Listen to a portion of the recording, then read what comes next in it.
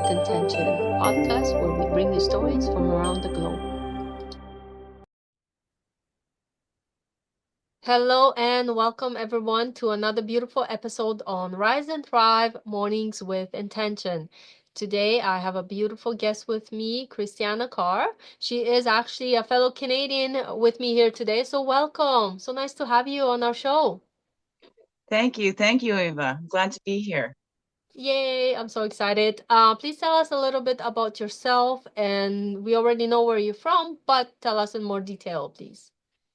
All right. My name is Christianna Carr. And like Ava said, I'm also Canadian, but I'm over here in Ontario, Peterborough, Ontario. That's just north of Toronto. And I am a mother. I have four beautiful children. The eldest is 30, the youngest is 11, and the youngest is my only girl. I also have a 4-year-old granddaughter. Um, I call myself a begin within guide, helping you get in touch with that little inside, being playful. And I'm trying to build a business, a home business in my garage, a little shop. Did I cover it? I think so. I think you got it all fantastic. So, yay, this is so exciting. So let's dive in and talk about your authorship and the journey. So you've started publishing journey with a poetry challenge. What inspired you to take that leap and commit to writing every day for that? Is it 20, 21 days, something like that? It was a 21-day poetry challenge with a place called Book Leaf Publishing. And I had just saw the ad on the Facebook, and I'd seen it a couple of times. I thought, well, I'm just going to try it because it was free. And right now I'm in a position going through lots of different things, and financial abuse is one of those. So finances isn't something that I really have a lot of right now, but I keep growing. And so I decided I'd just join this challenge because it was a free challenge. And at the end of it, you had your book published. Of course, there was options to have some editing with some extra costs in there, but I couldn't do it. And I wasn't sure if it was a scam or not, but I could say it wasn't a scam. And I got my book. Can I hold it up now, or do what you want me to? Course. So congratulations, and please hold up your book. There you are. It is available on Amazon, and we'll definitely drop a link for you here in this video. But there you have it. It's how did you feel to hold your published book in your hands for the first time? Did you ever imagine yourself becoming an author? No, no, never. And I've been writing like pretty much my whole life. I've got journals from when I was 13. Lots of little things in there. So, well, I've always kind of dreamed of it, but never really thought that I would. Thought that, oh no, that's, you know, I'd like to write my story and stuff, but who wants to hear my story? But I'm getting really inspired these days with the connections that I'm making and the Diamond Beauties and being connected with you now, Eva. It's just it's helping me to inspire me to be more me and to keep putting myself out there, because this just shows me that I can do it. It was a little thing that showed me that I could do it, and I need to celebrate myself. I haven't even done a book launch of it, and it's been out since November 2022. Oh, well, I got my hopefully. first copy in January 2024, I think 23. I don't know. I can't remember. It took me a while. I couldn't even afford to buy a copy of my own book. Oh So I my. finally got it, though. I finally got it. Here it is. Congratulations. Well, hopefully we'll help you to get you out there more, and of course, with other amazing groups out there like Diamond Beauties and so on. So the book is poetry collection. It's deeply personal and blending healing and fun. Do you have one? Maybe you like to read to us? Do you have For your sure. favorite one? Okay, we'll pick a number between 1 and 21. 7? 7. All right. I'll read poem number 7. 7. In divine you all. And Ooh. that's something what I say, a begin within guide, because we're all in divide you all. When we say individuals, I say, instead of being in divide, let's come in divine you all. So what a perfect little pick that Awesome. Let's hear Number it. I can't 7. wait. On page 13, in Divine You All, girls are taught save yourself for love. Don't give it away to any and every looker. While boys are taught go for anything that walks. If all else fails, go get yourself a hooker. I don't mean to offend any man or woman. I only mean to draw your attention to your own beliefs within. What have you been taught and what are you teaching just from the life that you've been living? How do you encourage it? What do you add to this world? How do you treat your girl? No matter your parts, we've all got human brains and human hearts. We are more connected than we are separate. We are more than these bodies we are in. We are more than this one life we are given. We've been given. We are one in divine, you all. In the truth, stand tall. Only the divided will fall. Wow. Beautiful. Wow. Thank you so much for sharing. So Thank what? you. And you know what? I was looking for that poem the other day.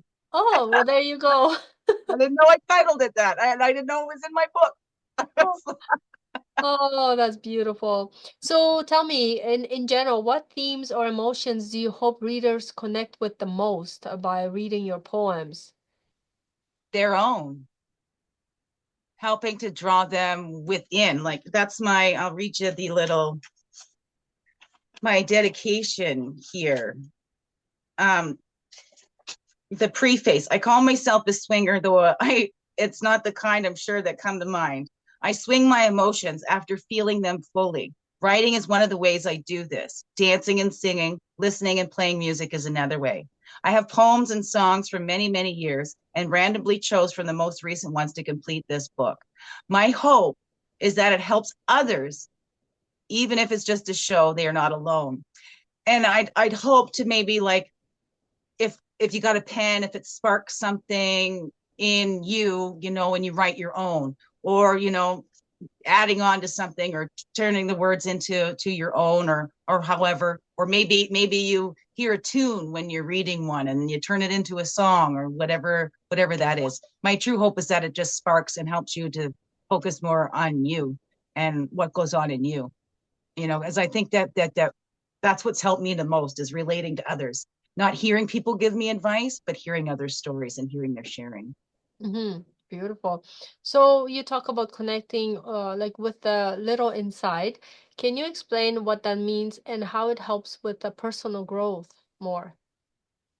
Well, your inner child, that's what I talk about when I say your little inside. And we've all got them because we're all a bunch of adults walking around, or a bunch of children walking around in adult bodies. We still got them. They still run the show.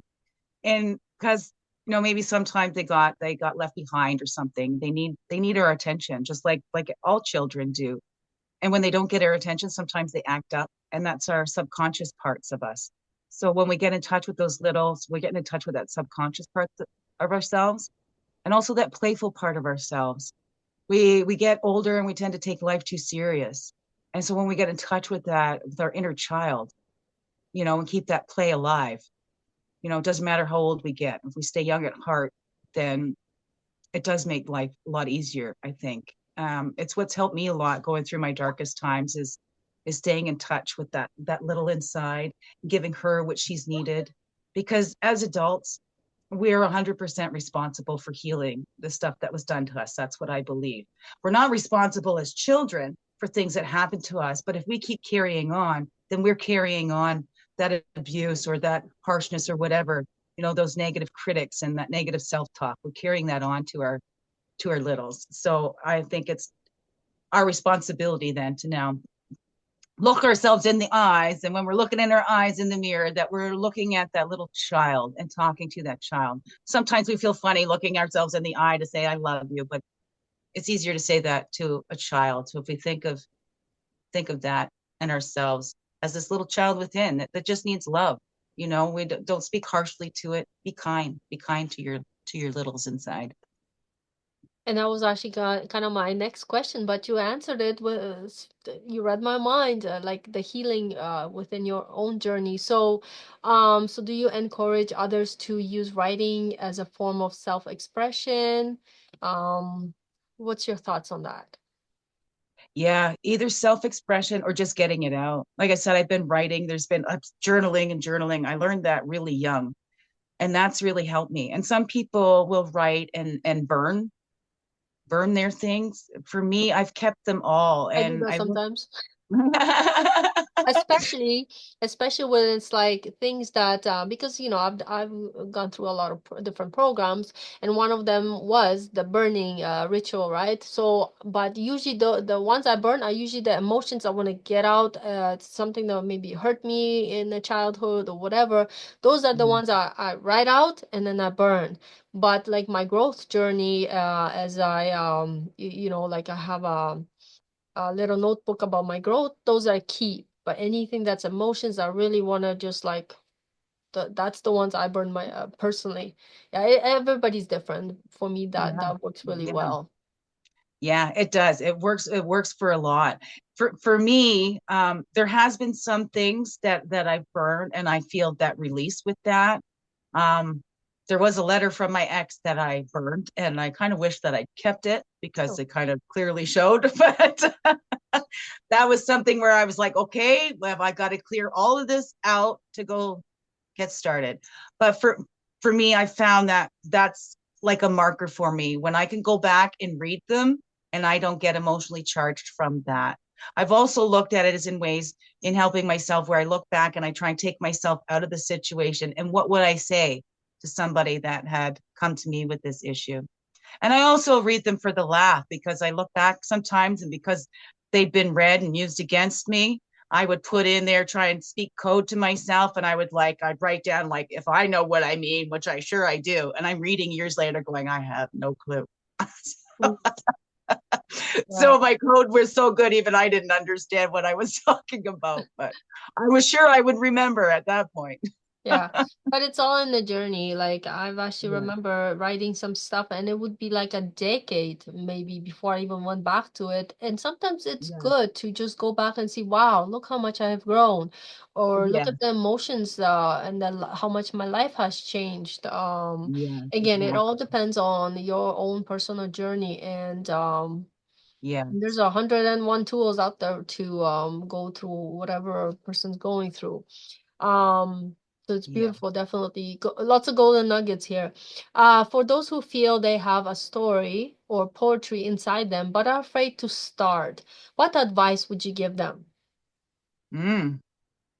Find a free 21-day challenge and just do it. Feel the fear and do it anyway. Nobody's going to know you if you don't show you. It's just and you're not going to know either. We're not confident with our first steps. We're not confident with anything when we first start out. It's actually in doing it that we see, okay, I did it. And I'm still alive. I'm still here. Nothing Yeah, serious has happened. So that's always been the way I've lived my life too, is just to do it. And even when I'm feeling that fear, I do it anyway. Unless the fear is telling me not to go over Niagara Falls in a barrel. Oh, I listen to those kinds of fear. yeah, So there's fear and that's then not there's always the a bad intuition. thing, right? Yeah, Right. It's not always a bad thing, but yeah. for those, there's some things, and yeah, that's just follow that flow because you never know. You just never know. You just, yeah, exactly. Sometimes the thing that we fear the most is the thing that we need, but we're so set in our ways sometimes, like I call it stubbornness, that it's like we just can't see past that. And I've been there myself in those situations before too. I mean, there's times I was just like, just go for it, and then other times it's like, like you try pushing yourself and you just not budging, right? So, I've been in both situations, so not more than once probably. So I definitely know the feeling, but sometimes you just gotta do it. Like Nike said, just do it. That's right, right. You never know unless you give her a go. That's right. So how has sharing your poetry in the world impacted you? What else has it done for you? Can you tell us more about that?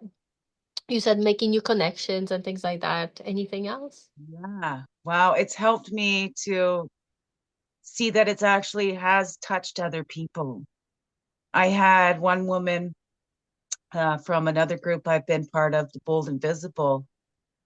She had to personally, she's like, we need to connect. She's like, I love your poem. She went through and she like, because there's no table of contents. So I put in my own table of contents, but I got the idea from her. She went through, she numbered all the poems, she put in a table of content, and she read back one of my poems to me. And I was like, wow, I wrote that. Nice. That's how it's impacted me. And then one of the first Mrs. Potts I went to, Cindy Eddington, she bought my book and she kept holding it up. I would be introducing and she kept holding it up. So that helped give me that courage to like, okay, that's right. I wrote a book. Okay. And allow myself to celebrate that. It doesn't mean I'm vain or egotistical or anything like that. Hey, we all got something to say and let's share it, and it might have been said before, but maybe it's not said the way that you've got to say it, and you never you never know who it's going to touch. you just Exactly. you just never know. And how are those people going to hear that if they're waiting for you to put your stuff out there? Mm-hmm. So put it out there because somebody needs to hear you say it. Yeah. Yeah, everybody, yeah, I mean, we're all similar, but every one of us is unique in our own way, and no story out there is the same. Yeah. I just did a book signing myself this past weekend, and it was another amazing event, and people bought my the book. It's a collaboration book. But it's just, it makes me really happy, like, somebody out there will read it. And if it's not my story, because it's a collaboration of authors in the book, maybe that next chapter they read and it will inspire them to do something else. Maybe it will be mine. Maybe it will be the next person. Who knows? But if it can make a difference in somebody's life, I did my best. I did my job. So I think it's really important to go do it out there, go out there, do what you want to do, even if it scares the bejeebies out of you. And I was the same, like when I first wrote my collaboration book, like it's almost 3 years now. I was like a deer in the headlights. I always say that because I was like, English is not my first Mhm. language. Um, did I always want to write something? Yes, like you. I've always wanted to write something about my travels, about my journeys. But I was this child, scared to let it out. And I feel like I was suffocating myself at the same time because I wasn't letting it out, I wasn't expressing myself. Now that I've done two, three of them, hey, bring on another one. It's so exciting, not only to be able to share your adventures, your stories, um, your challenges, your transformations, because everybody goes through a lot of different things, but Mhm. it's just like somebody reached out to me. It's like, I read your story about the never give up, about, struggling in your youth. And I was like, you did? And I was like, wow, people do read. People do read. And maybe it doesn't click Mhm. for some right away, but it might in a month or two or a year. You never know, or Mhm. in a decade, somebody will read your book. It's like, wow, thank you for sharing that, Yeah. so I think it's really important to get out there and share our stories, because you never know who it's going to benefit across the world, across the road or whatever, right? Yes, yes, Yeah. exactly. So what's next Exactly. for you? Are you working on another book, or are you creating Hmm. some programs? Tell us what's next for you, our superstar. I do want to write a book in my biology, Biography. my biology's already been written. I was a higher hand in that. Oh, I love you for that. That's so cute. Biography or something like that. My stories. I even have an idea for the title. Um, I do a daily video on the YouTube of Begin Within Guidance, and I call it the Daily Crumb. So it would be something along those lines, and it's taken those crumbs because that's what I've kind of lived on. I come from very very humble beginnings, um, and learning to take those crumbs and make them turning crumbs into feast, basically, and not just surviving on them, but actually thriving. And I'm still in the midst of it. We're still working on it. I'm still growing through these dark times, but I'm just amping up my light. I'm doing the Mrs. Potts. So I'm giving myself and building myself up and getting ready to like put it all out there. Watch out, world, because here I come. Oh, I love that. I can't wait. I can't wait for you to publish your next book, biography or whatever it might be, another masterpiece. So, it's super exciting. So again, we will post how to get in touch with you, where our listeners can find your book on Amazon, and all the links will be shared in here. So you guys don't worry. But the name of the podcast is called Rise and Thrive, Mornings with Mm-hmm. Intention. How important do you think it is to set intention first thing in the morning? Oh, it's very important. That sets the tone for the whole day. Like if you get out and you stub your toe, right? This is going to be a day. And then what happens? Everything, okay, this car won't start. There's this, there's that. Everything starts going off. But if you get out and you stub your toe, go, oh, well, today I'm going to pay more attention.